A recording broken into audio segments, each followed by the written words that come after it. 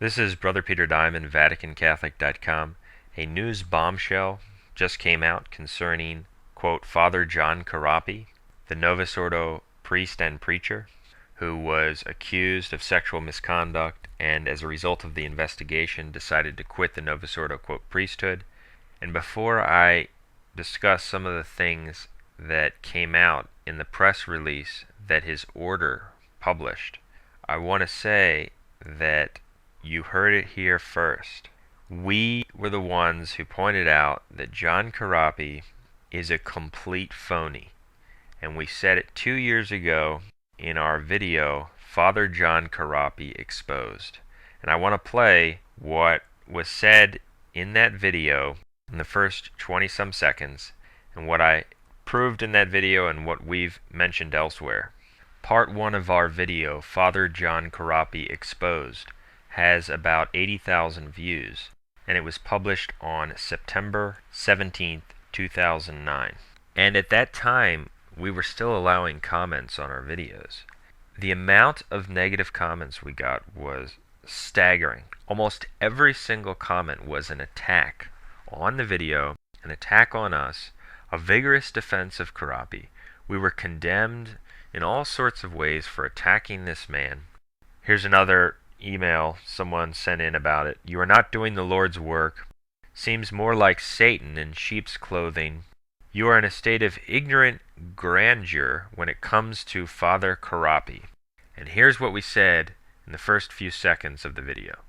This is Brother Peter Diamond here, and I'm checking in with an update on Father John Corapi, a popular Novus Ordo priest and preacher.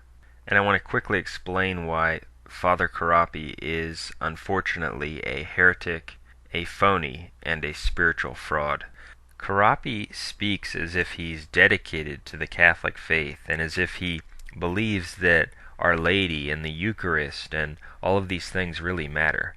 For example, how else can you participate in the sin of another? By silence. Number 8. By silence. And we have had a deafening silence for too many years. And we go from bad to worse.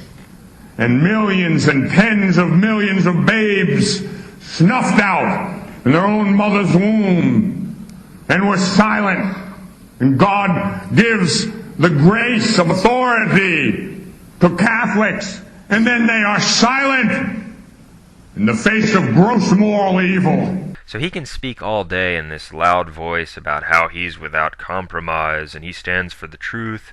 It's meaningless. He's a phony because he accepts those who completely reject Christ himself. And so he can talk all day about this or that. He doesn't believe in Catholic teaching or care about Catholic teaching. It's an act. He speaks with this booming voice. Does he really care about the truth? Is that really from his heart? No, it isn't. Well, his order, SOLT, recently concluded a 3-person fact-finding investigation. They have released their findings. They declare that, quote, he, Father Corapi, did have sexual relations and years of cohabitation in California and Montana with a woman known to him when the relationship began as a prostitute. He repeatedly abused alcohol and drugs. He has recently engaged in sexting activity with 1 or more women in Montana. He holds legal title to over $1 million in real estate, numerous luxury vehicles, motorcycles, an ATV, a boat dock, and several motorboats, which is a serious violation of his promise of poverty as a perpetually professed member of the society. End quote. There's a link to this press release in the description of this video. And they say that this all occurred during his years of, quote, public ministry. So it's not before his, quote, conversion. It's during his years when he's speaking on EWTN, etc. And so we pointed out the guy's a complete phony, a complete spiritual fraud. And how did we know that? Because if a guy can praise the mission of Protestants and Jews and accept false ecumenism, and at the same time pretend to speak with a booming voice about how you must value the Eucharist and Our Lady, when he's saying that Protestants who completely reject Our Lady are going to heaven, and Jews who completely reject Jesus Christ altogether, he doesn't believe Our Lady means anything. He doesn't believe our Lord means anything. He doesn't believe adhering to the faith or even Catholic morals is of any necessity whatsoever. And as I pointed out in that other video, I called his organization years ago and I spoke with a secretary and I asked her, is the Catholic faith necessary for salvation? And she just flat out said no. Well, if you don't believe the Catholic faith is necessary for salvation, and you believe people can be saved as Jews and Protestants, and you even praise their work and mission, then why wouldn't Corapi believe that he could be sleeping with women, doing drugs, etc., and at the same time preaching some good stuff and still go to heaven?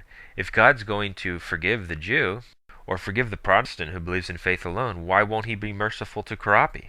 And so actually, even though it's shocking in one sense that he's this immoral and was doing all of this stuff, on the other hand, he's actually logically applying the theology of the Vatican II religion. That if God will just forgive all these people and you can be saved in any religion, well, why can't he pardon mortal sin, especially for a guy who's speaking against abortion? To put it another way, Vatican II says that Protestant religions are a means of salvation, and most Protestants believe in faith alone. Well, Corapi claims to believe in Jesus, so why can't that apply to him as well? Does Vatican II's teaching that faith alone can save Protestants only apply to Protestants? Father Corapi probably just thought through the logical consequences of his theology. So our insight, based on the true faith, proved again to be absolutely correct. And we were attacked viciously for the way we called him a phony, for the way that we exposed his melodramatic form of preaching. Not that someone couldn't be dramatic in preaching, but if you contradict your words with your other positions, then it's a problem. And that's what he was doing. And so what we have in Corapi, as was also pointed out in the video, is a man moved in by Satan to the counterchurch. It's fascinating that he was ordained by anti-Pope John Paul II. We believe he was called by the Antichrist to play a role in his counterchurch. 7 years later, St. Peter's Basilica, Trinity Sunday, 1991. My mother was there. I was ordained. I went up and I knelt before Pope John Paul II. His hands came down on my head in the form of the Sacrament of Holy Order, and I remembered where I had been. I had remembered the darkness and all the struggles and all the pain and all the sin. Oh, I remembered where I'd been. But I knew where I was at that moment. And I was ordained a priest, and we went out and 10,000 people were cheering. 3 choirs singing. Corapi was called by the devil to play a role in the counterchurch, to mislead these false conservatives, to keep them in the Great Harlot, this counterchurch of Vatican II and the New Mass, to keep them thinking that there's life there when in fact there is none. And look at how dark this guy is. And the heretical, empty, dark reality is covered over with the facade of externals and singing and the church's buildings. Oh, I remembered where I'd been. But I knew where I was at that moment. And I was ordained a priest, and we went out and 10,000 people were cheering. 3 choirs singing. But in reality, all of them are dark. All of the people who accept false ecumenism, Vatican II, and even the false traditionalists who obstinately cling to anti-Pope Benedict XVI, they're dark.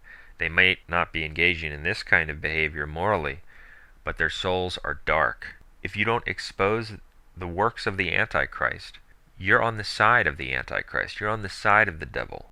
And it doesn't matter how externally pious you appear to be. It's meaningless. As far as we know, our video, Father John Corapi Exposed, was the only video of its kind. It was the only widely distributed expose of John Corapi as a heretical and false teacher who posed as Catholic, but in reality was not. We were pretty much the only ones who came out and critiqued him in that way. Maybe there was someone else, but we're not aware of it. And so now everyone's piling on, oh, what a terrible man. We called it when it wasn't popular, and we took all kinds of criticism for it. But we don't care, because we're going to tell the truth. And a lot of people thought it was ridiculous and nitpicking, and you're going overboard with making comments about his preaching. No, we were right on the money. And it's also interesting that what we're dealing with here is a spiritual battle, and these heretics aren't even in control. And so I find it fascinating that this guy Corapi has now left the Novus Ordo, quote, priesthood, and he has embraced this character of the black sheepdog. That's what he calls himself. He is publishing things under this title, and the image he uses is this black dog with sheep in its eyes, and it looks almost like a wolf's eyes, like it's ready to devour sheep. Even members of the Novus Ordo, who apparently used to support Corapi, have said that this image of the black sheepdog seems demonic. And someone might say, why in the world would he choose an image like this? And the answer is that he's not in control. The devil's in control. And the devil can only do what God allows him to do, but it frequently happens that God will compel the devil to reveal himself. And that's especially true when you're dealing with the most wicked individuals, the individuals who are high up on the ladder of deceiving people and leading people astray. I believe this image is an example of that. Corapi is not really in control. God is allowing people to see what he really is. He's a wolf who devours the sheep. And he's been devouring the Novus Ordo sheep for years by deceiving them with this phony conservative message that there's life under anti-Pope John Paul II, that there's life under Benedict XVI, that there's life in the new Mass, that there's life in the Vatican II counterchurch and its false religion. And it's leading them right to hell. He's been devouring them for years. And this is the reality. We called it years ago. Now it's coming out in broad daylight. And he's not the only wolf. He's emblematic of a much larger deception.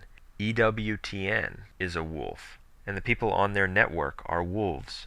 Everyone who leads people to the Vatican II Church is a wolf.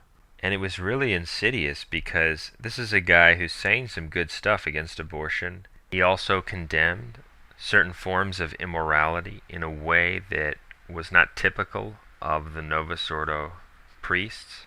And people are thinking, this guy actually cares. But on the other hand, he's declaring that John Paul II is and was a great man. It's a diabolical mixture of truth and error, of some truth with a deadly false conclusion that leads them right back to the heart and source of apostasy, the Vatican II anti-popes.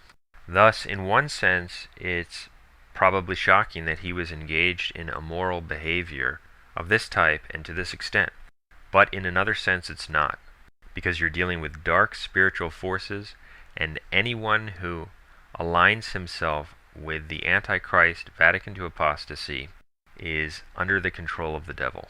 And people will be surprised at the end of the world when individuals they deem to be apologists and directors, etc., who were defenders of the Vatican II Church in one form or another, actually were only moved into their positions to fulfill a role, to give life to the counterchurch, to misdirect people. Corapi was just the devil's instrument to deceive people, and many others out there are as well.